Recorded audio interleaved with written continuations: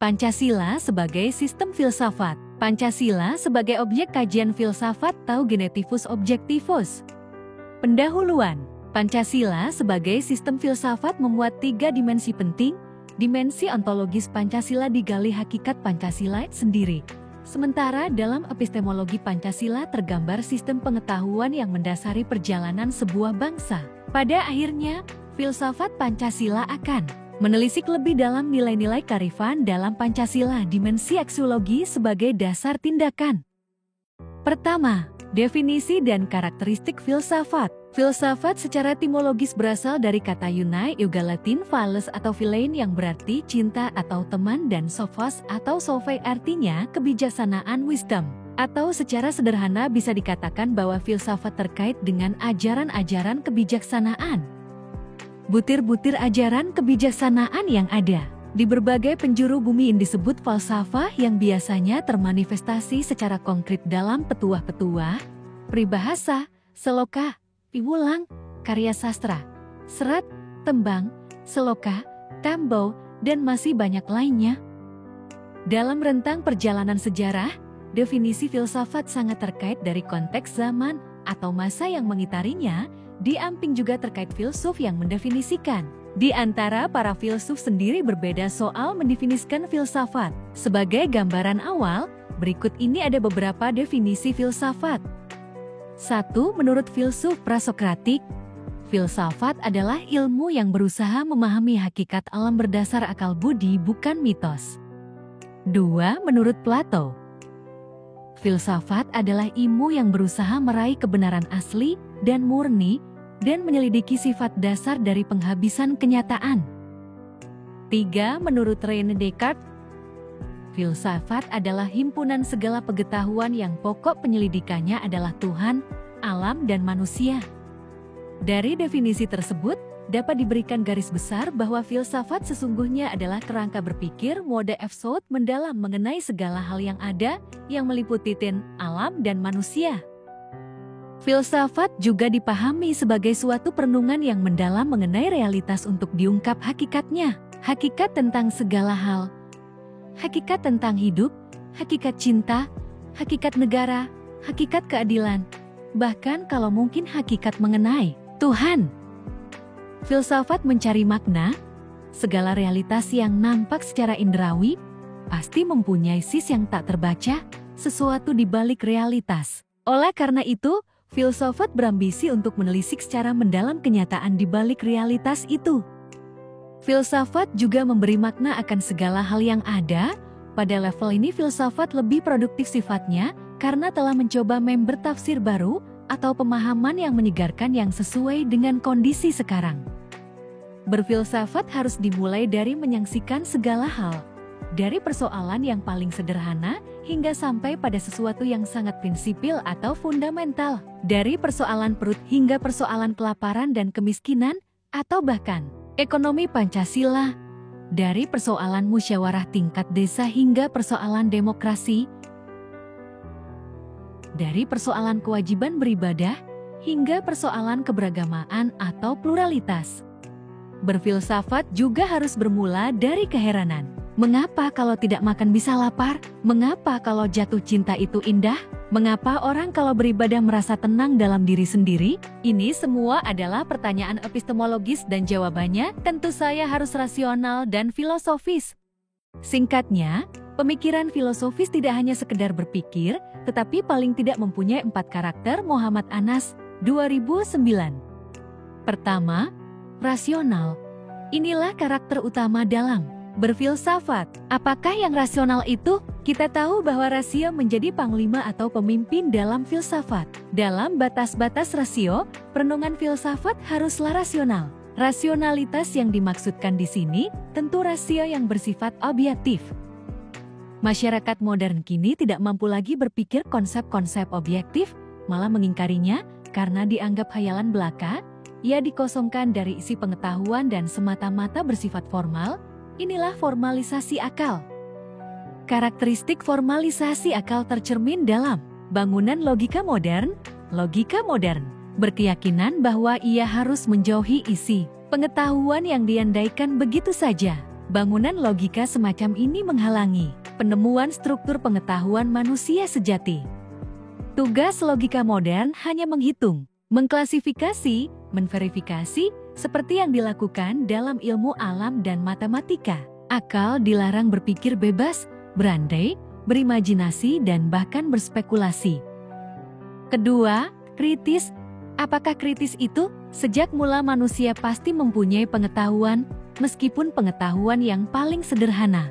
Pengetahuan yang terkristal lalu menjadi sebuah konsep baku yang dapat mempengaruhi cara pandang, cara memahami kenyataan, dan bahkan cara bertindak. Kalau saja sikap kritis dikedepankan, maka tentu saja akan muncul gugatan mengenai konsep tentang segala hal pengetahuan yang masuk pada diri manusia. Pengetahuan yang bermetamorfosis menjadi sebuah konsep seakan menjadi kebenaran yang harus patuh tanpa ada celah sedikit pun. Ketiga, radikal. Seringkali orang hanya melihat kenyataan itu bersifat empiris semata, hanya sisi luarnya semata. Padahal kenyataan itu ada yang tidak dapat diserap oleh indera, dibutuhkan akal dan intuisi untuk bisa memahami realitas secara mendalam. Menurut Immanuel Kant, realitas itu terbagi menjadi dua, fenomena dan noumena. Indrawi manusia hanya dapat melihat fenomena semata, oleh karenanya filsafat, dengan ciri khasnya yang bersifat radikal, harus menembus batas-batas empiris atau fenomena tersebut. Sebagai catatan dari Aristoteles, bahwa segala realitas mempunyai dua dimensi, yakni substansi dan aksidensi. Keempat, komprehensif. Dalam berfilsafat, pola berpikirnya harus menyeluruh, tidak lagi parsial atau sepotong-potong. Kalau hendak membicarakan mengenai konsep kemanusiaan, maka sesungguhnya harus kembali pada konsep manusia itu sendiri.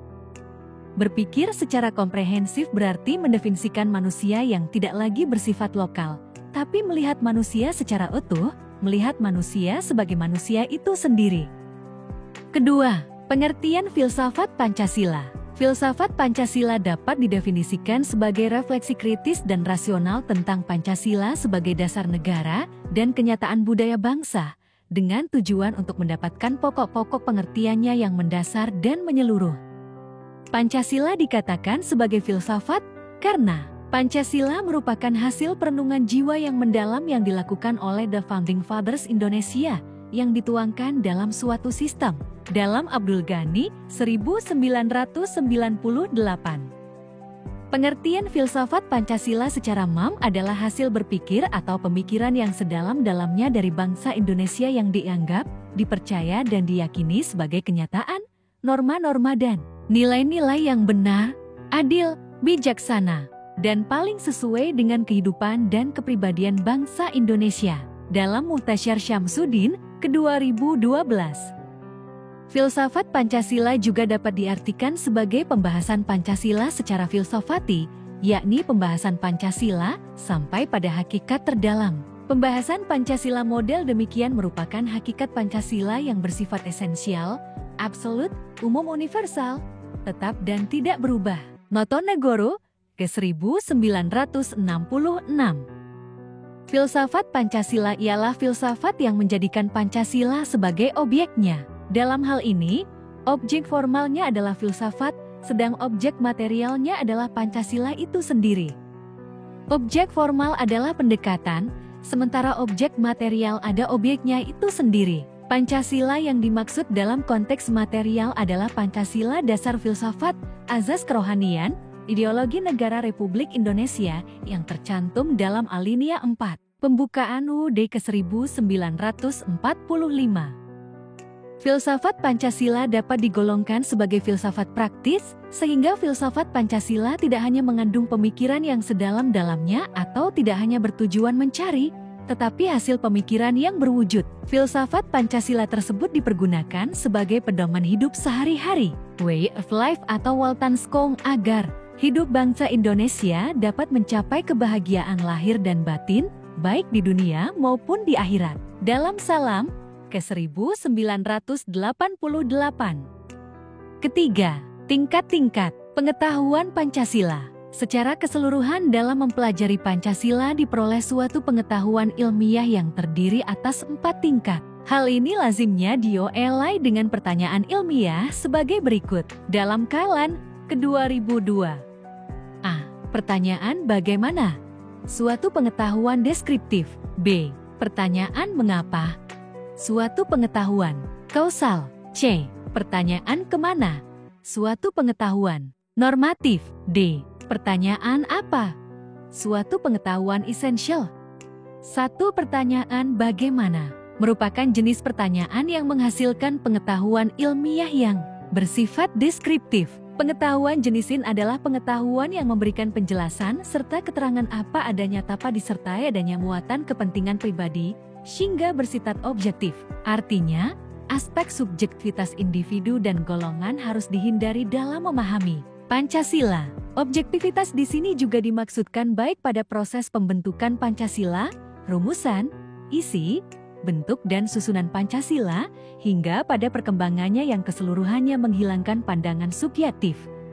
2. Pertanyaan mengapa merupakan pertanyaan yang bersifat kausal, yakni pengetahuan yang memberikan jawaban tentang sebab akibat atau sebab-sebab dan asal muasal terjadinya suatu pengetahuan tentang Pancasila. Lebih tepatnya, pertanyaan ini akan menggali genealogi Pancasila. 3. Pertanyaan ilmiah, kemana? Pengetahuan yang didapat dari jenis pertanyaan ini adalah pengetahuan yang bersifat normatif. Pengetahuan normatif adalah pengetahuan yang merupakan petunjuk atau norma, suatu tindakan yang dilakukan secara berulang-ulang. Sebuah tindakan yang dilakukan berulang-ulang akan menjadi kebiasaan yang kemudian menjadi norma. Maka dalam Pancasila akan didapat norma etiket, norma hukum, norma moral, hingga norma religius. 4. Pertanyaan apa? Pertanyaan apa akan menghasilkan pengetahuan mengenai hakikat dari sesuatu. Hakikat adalah sesuatu yang secara mutlak menentukan bahwa hal itu ada. Hakikat merupakan substansi terdalam dari realitas. Pertanyaan apa sesungguhnya juga akan mampu menjawab persoalan yang sesungguhnya. Seringkali persoalan hanfa diselesaikan ada ranah hukum kausalitas atau epistemologi semata, padahal diperlukan jawaban mengenai hakikat apa yang dipersoalkan itu sendiri. Beberapa pandangan tokoh mengenai Pancasila. 1. Kartohardi Projo. Pancasila adalah filsafat bangsa Indonesia dalam arti pandangan dunia. Sebagai suatu pandangan dunia, filsafat Pancasila itu bersistem dan sila-sila Pancasila kait-mengkait secara bulat dan utuh. Bulatannya itu menunjukkan hakikat maknanya sedemikian rupa, sehingga bangunan filsafat Pancasila itu substansinya memang sesuai dengan jiwa bangsa Indonesia turun-temurun. Pancasila merupakan cerminan jiwa bangsa Indonesia. Selamat Sutrisno, 2006. Beberapa pandangan tokoh mengenai Pancasila. 2. Noto Nagoro. Pancasila merupakan azas pandangan dunia, suatu azas pandangan hidup, buah hasil perenungan jiwa yang mendalam, buah hasil penelaahan cipta yang teratur dan seksama di atas basis pengetahuan dan pengalaman hidup yang luas dan mendalam. 5 unsur yang tercantum di dalam Pancasila bukanlah hal yang baru pada pembentukan negara Indonesia. Akan tetapi, sebelumnya dan selama-lamanya telah dimiliki oleh rakyat, bangsa Indonesia, yang nyata ada dan hidup dalam jiwa masyarakat, rakyat dan bangsa Indonesia. 3. Drijarkara. Pancasila itu inheren pada eksistensi manusia yang tidak terlepas dari keadaan konkret tertentu untuk menunjukkan akses manusia ke arah Pancasila. Drijarkara memulai dengan eksistensi manusia yang cara mengadanya adalah ada bersama, bukan antara aku dan engkau melainkan ada bersama dalam aku engkau, bahwa manusia tidak hanya mengaku melainkan dalam pengakuan itu selalu memuat engkau, manusia mengaku sekaligus mengkita.